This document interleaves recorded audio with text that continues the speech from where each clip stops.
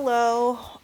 In this video, we are doing numbers 24, 27, and 28 in your Try 1 Algebra 3 review packet. We sort of jumped around a little bit because these all kind of work the same.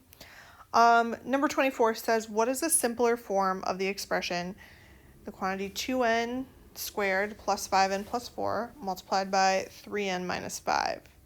For this one, you are going to use the box method. So notice I have something that has 3 parts and I have something that has 2 parts. So I need to make a box that's like a 2 by 3 or a 3 by 2. I like to do it the long way. So we're going to have 2 and then 3. My thing with 2 parts is going to go along the left-hand side. So we have 3n minus 5. Make sure you keep that negative with a 5. And then across the top, you're going to do 2n squared plus 5n plus 4. From here, we're just multiplying. So you're going to multiply your numbers out front. I'm doing 3 times 2 for the first one, which gives me 6. N times n squared. Remember, you add your exponents, so technically you have n to the power of 3. My next one, I'm doing 3 times 5, which is 15. N times n, which is n squared. And the last one, we're doing 4 times 3n, which gives me 12n. For the bottom row, we're doing negative 5 times 2n squared, which gives me negative 10n squared. Negative 5 times 5 gives me negative 25, and then don't forget that n. Negative 5 times 4 gives me negative 20. Now at this point, I'm just going to list out all the parts and add together the ones that are the same. So we have 6n cubed plus 15n squared minus 10n squared plus 12n minus 25n, and then minus 20. I notice that we have 15n squared and negative 10n squared. Those are going to go together.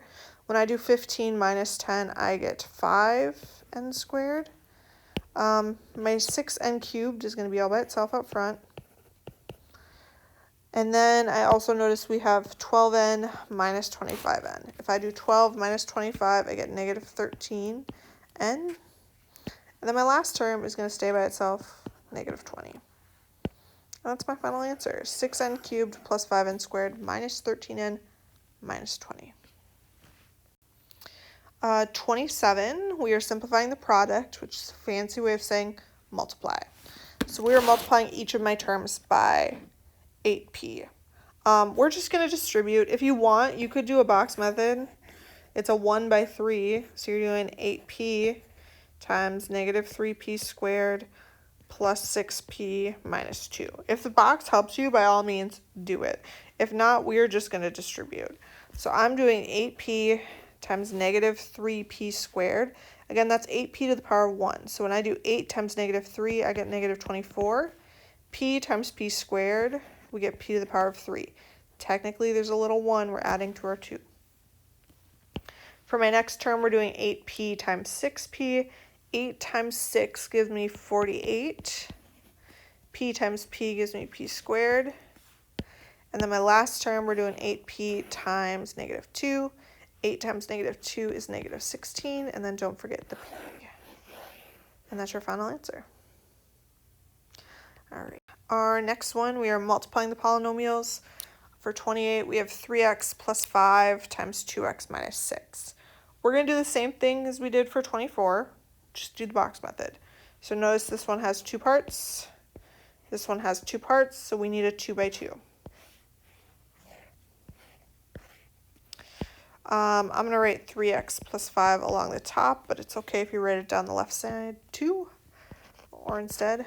And then we have 2x minus 6 along the left. Again, you can switch the parts as long as everything that's red is on one side and everything that's green is on another.